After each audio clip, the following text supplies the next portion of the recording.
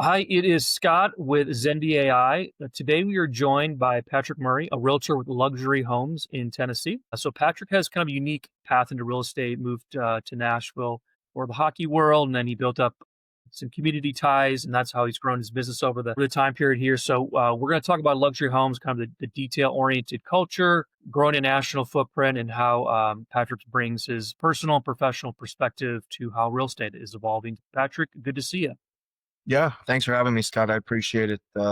Excited to be on. Yeah, I wanted to kind of highlight what we just talked about. Obviously, your background's a little bit different about coaching hockey. Maybe kind of intro everyone to how you got into real estate, transitioning from hockey and now in Nashville. Yeah, so I moved to Nashville in 2017, and hockey brought me down here coaching with the Nashville Junior Predators. And from there, I began doing a lot of private training and built a business in that world. And it snowballed into something that was really successful. And then as the years went on, maybe going on 4 years now. I just wanted to continue doing that, but also something that provides maybe a little bit more stability. So, I've always been really interested in real estate. I haven't, I even told myself before I moved down here, like real estate would be something I'd be interested in. Just took me a few years of, being just so into, the hockey world that I finally got into it. And it's been a really smooth jump from hockey to real estate. I still, coach hockey, but it's really been beneficial for me having grown a network in that community and, the relationships that I've built. I feel like it's made the transition um, a lot, what's the word I'm looking for, just smoother and being able to, find business and, using the relationships and the network that I've built, to transfer from the hockey community over to the real estate world. So, it's been a lot of fun. I love real estate because, everyone says, you get to make your own schedule and stuff like that. And you do, it's true. It gives me the freedom to continue to be at the rink and, do what I love there while also, being in that real estate business. So it's been a really fun balance of, kind of one community, my sphere of influence, and seeing how that it's really affected, my new business in real estate. Yeah. So, I mean, what kind of lessons have you learned from that? Because I think a lot of people focus on that, their sphere of influence, and that typically works for a while. And there's other people that need to reach out to, do some lead generation. What have you kind of learned over the time period as far as, hey, I've got some hockey people in my world, but I also need to do lead generation, or you just focus relying on referrals right now? Yeah, I think with a lot of business, people try to be somebody else. For me, I'm not a good liar. I'm not a good actor, so I can't put on a fake face and try to, bring on a different personality that's not me. So, what I've found has really worked for me so far is just being myself, my authentic self in person. I really value, I think I'm a little old school in the sense that I just really value face to face interactions and building relationships, not necessarily via the internet as much, but more, like I said, face to face and getting to know people, building those relationships. And, so far over the first few years, it's really worked out in my favor to, like I said, have those relationships kind of, whether it's them referring their friends and family to me or, them using me for their own real estate needs. But I see a lot of people on social media, and it kind of feels like being a realtor now comes with being a content creator. And a lot of realtors are out there doing that stuff. And God bless them. If that works for them, that's great. But it's just not my personality to try to, be something different online, with my social media and stuff. It's something that I definitely want to improve on and continue to learn on how to use that to drive business. But it's an area that I recognize that I could still definitely improve with. But in terms of lead generation, yeah, we use, I've got my CRM, which I use, Follow Up Boss. Our whole firm uses Follow Up Boss. And more recently, through an acquaintance I have at Stewart Title, they have what's called Forever Farms. And so that's an AI based product that basically tracks down, and I don't know if I'm saying the right words here, but tracks down people that have been searching homes, or maybe they've gotten a job raise or a new job, or they have to, relocate or anything like that. So AI, take all of that information through the internet. And again, I'm not I'm not a technologically advanced person. I don't know how exactly it works, but it provides what's called hot leads. And so what I do is I can obtain their information and add them to my CRM and use a lot of uh, marketing in terms of email blasts. I'm big with the emails. I still think, even though that's an old school technique, I think it's really useful. And then, mailers, just trying to stay, keep my face out there. But in terms of like the content that I'm putting out, I try to make sure that it's number one, you got to kind of find a happy medium. You don't want to blow people up every single day and become that annoying business person that, it kind of pushes them away a little bit. So just making sure that I'm really strategic in how often I'm reaching out. What am I bringing to the table when I'm reaching out? Is it relevant to today's world? All different aspects like that. So, but there's nothing, set in stone. I'm still evolving. I learn every single day, trying to grow the business, get better. But I'd be lying if I said I had all the answers. It's a business where you, like I said, you learn something new every single day. So I'm just trying to be a sponge. Absolutely. Yeah, if you wanna maybe speak about what Nashville's like, what you're seeing there, like the trends, the challenges, opportunities in the marketplace? Yeah. So, I mean, when I first got into real estate here, it was right at the end of the big boom that we had, where I'll tell you one story. I had a friend, it was literally 2 days after I hung my license with Luxury Homes of Tennessee. They needed to list their house and they used me, and I listed it in the same day. We had 5 offers and it sold the same day. And I was like, this real estate thing's pretty easy. It's not that. And, as the market has shifted, rates have obviously, almost doubled over the last several years. It's become a lot more, you got to have a strategy in place. You cannot just throw a property on the market and expect it to sell. You've got to be, in my terms, in my opinion now, the price point has got to be the number one thing that you're crushing. I think in this market specifically, I can't speak for other markets, but what I've noticed in Nashville is a lot of sellers still think that they can overprice their homes and they're going to sell because they're used to what our market was several years ago, where all you had to do is throw it on the market and someone was coming in, 5, 10, 15% over asking, cash, no contingencies. And that's just not the reality now. The inventory has soared. We have far more inventory than the new buyers right now. And I think a lot of buyers are just kind of sitting back and waiting to see what happens over the next, year and a half, 2 years with the rates. Nobody has a crystal ball. You're angles from both sides. People saying, "Oh, the rates are never coming back down." I hear others saying, "Yeah, they're coming back down." I'll believe it when I see it. I think right now we're in a pretty steady norm in terms of mid sixes, high sixes. If they get back down to a 6 flat, I think you could see a little bit of a takeoff like what we had a few years ago. Certainly if they get back down to the fives, but I think it'll take a little bit of time. But no, Nashville as a whole, if you price your property when you're selling at a price point compared to obviously what else is in the area, that makes people feel like they're getting a deal. Like, wow, that's a steal. Look at the price for that property.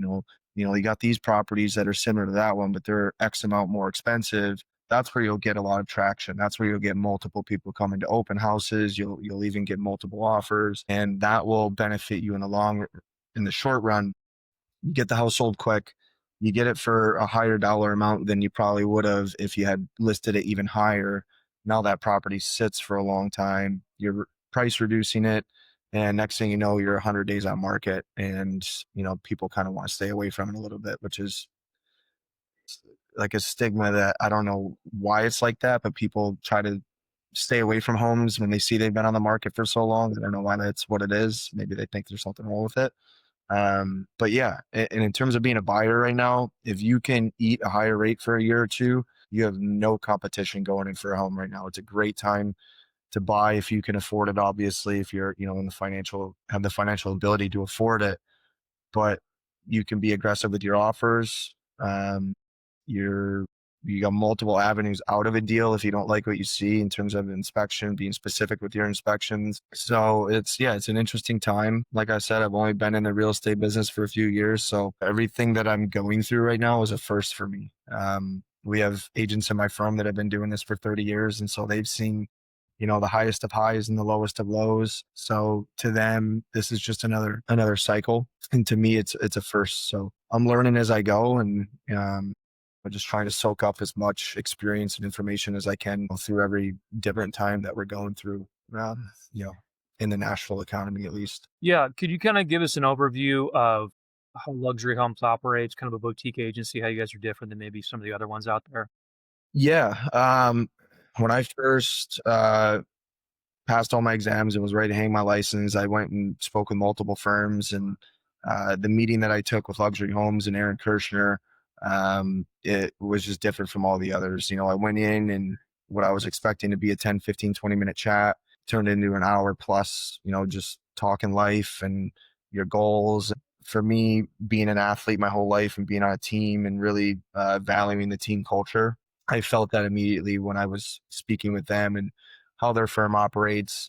So I think we have maybe 50 agents, maybe just under 50 agents. So not big at all by any means, but it feels very team family oriented.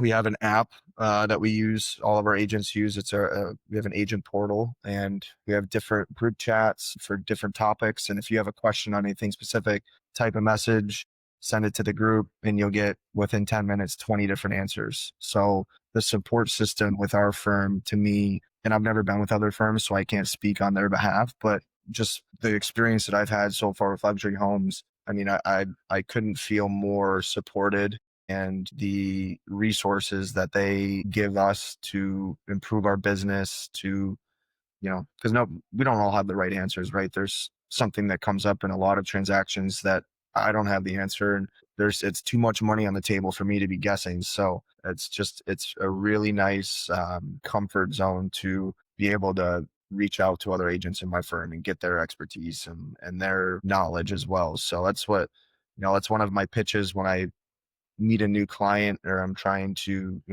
get them to use me as the realtor. When you have one of us, whether it's any agent at Luxury Homes, it's not just that one agent, it's really our whole firm because we're so keen on bouncing ideas off of each other, not trying to be the one that thinks they have all the answers, and really working as a team to make sure that every single one of our clients gets the best service possible. Got it.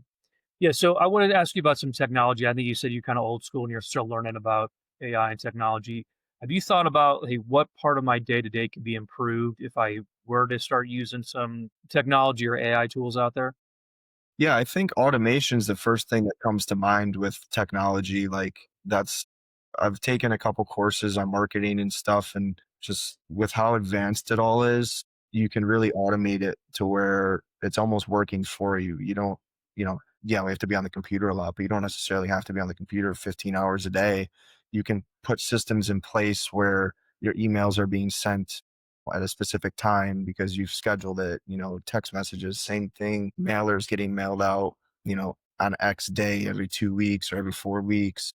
So for me, yeah, I think trying to improve with that and just take advantage of everything that we have available to us because like I said earlier, I'm a little old school. So it's definitely forced me to step out of my comfort zone to take advantage of everything that we have available to us. So and still learning about AI.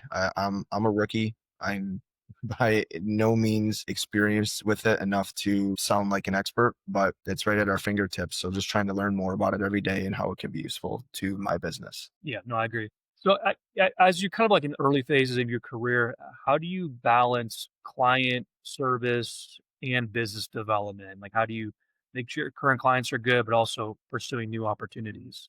Well, number one, in my opinion, and this is just my opinion, my clients come first. So I'm a big believer that if I provide excellent service and I treat every single client like they're my only client, then that's going to do far more good for my business because I'm leaving a good impression, a good taste in their mouth. They feel like they've gotten their value by using me, and that's going to really build up that referral business. The bulk of my business has come from referrals. So first and foremost, yeah, I focus client first. And then when I make sure that, communications have been met, everything that I've told them I'm going to do has been met, we're both on the same page, then yeah, it's the business development and what can I do in that area. So yeah, I would say clients first. And then once clients are taken care of, then yeah, it's on to that business growth and, how can we obtain more? Yeah, you had mentioned about automating, and which obviously AI and technology does that. Have you thought about like, hey, are there specific bottlenecks or maybe like repetitive tasks that you're doing that, and maybe this is something I'd like to not be doing anymore? Because I feel like no matter what business you're in, there's we all those tasks that we're doing that we're going, there's got to be a better way. Have you kind of thought about that in your business? Yeah, I would say just one thing that I find myself doing constantly is just uploading more and more contacts. And there's probably an easier way to do this. Uploading more and more contacts that I get through that Forever Farms, through that AI generation site that I've been using, and not taking up so much of my time with the physical aspects of being on a computer and inputting information and stuff like that. Like there's gotta be a way that a system or software can just do that for me. And so definitely interested in learning more about that. Cold calls, obviously I don't know anyone that really likes doing cold calls. Personally, I hate getting cold calls. So if I have free time where I'm not directly working with a client or taking care of my daughter, I'll pop on and knock those out. But I try to not go crazy with that because I just personally myself, when I get one, it's like I don't want to hear anything you have to say. So I know that's probably how other people are feeling, but you still have to try to do it. And you know, anything that you can do every single day to maybe get one lead, could turn into a deal. So yeah, I guess there's definitely a lot of more learning for me to do in that world to try to make everything a little bit more, like you said, automated, a little bit more seamless. So I would say, like, for let's say somebody's an because what we try to do in this podcast is really just kind of focus on how businesses have scaled, Yeah. what's worked, hasn't worked. So now that you've been in the industry for a few years, what if someone, let's say, is watching right now, they're interested in getting into being a realtor, what advice would you kind of give them to maybe what firm to go to or carving out a niche just so they could, because I know there's a lot of realtors that don't have a lot of success. What would be some advice to somebody that's starting out right now? I would say your people skills. I mean, I I know a lot of agents that have had a ton of success from their marketing online and all of that, and that might be their area of strength. As I mentioned before, my area of strength is that face-to-face communication, being able to connect with people and be personable and just carry on a conversation, not even just about real estate, but about similar interests that you have, life, family, church, stuff like that. So I would say the more you develop your people skills and just being able to carry a conversation, Scott, I can't tell you how many times I've been at some sort of public event, not even necessarily hockey related, but anything, on the golf course, and you meet someone for the first time and you get talking, and of course they ask you what you do, and after you guys have been talking for a little bit, you say, "Oh, I'm a realtor," and that spikes the conversation right away, right? So I think for me the biggest thing that's brought me success my first few years in this business is just the people skills, being able to have conversations and connect with people face to face. I think that's something that's a little lost in our society today with cell phones and technology, which they're great and they're very useful tools. But I think you can't forget about that. You know, we're people, we're meant to connect face to face, we're meant to interact in person. And so I think if you're sharp on those skills, that's only going to benefit you in the long run, because if you make a good first impression, a lot of times in a lot of business, that's the biggest hurdle into getting somebody's business. That's worked for me. And I would say if anyone's looking to get into it, yeah, find something that you're passionate about. It doesn't have to be real estate, but find something that you're passionate about. If you like art, join an art club or something like that. If, like, for me, hockey, could be music for somebody else. And if you're just constantly showing up, showing face, just being a good person, and I think people gravitate towards people like that. Like something that Aaron told me, my broker at Luxury Homes, he told me when I first joined the firm, he said, people want to do business with people that they like. And that stuck with me. And so that's just something that I take, a lot of pride in. And, if I can get along with people, then, I have faith that I'll be an option for them if they have anything that they need to be done in the real estate world. So like I said, it's worked for me. I'm continuing to try to get better in other areas. Like we talked about, the online, the marketing, the AI and stuff. But I like the, if it ain't broke, don't fix it model. Gotcha. So if somebody wants to find out more about you or they're interested in buying or selling in Nashville, what's the best way to get a hold of you?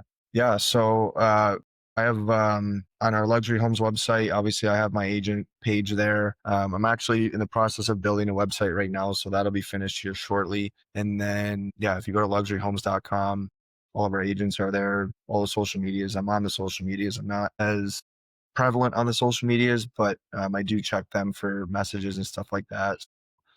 I can go right to luxury homes, or any of my social medias are on that page as well. Also, the junior predators, I'm on their website and all of that. Cool.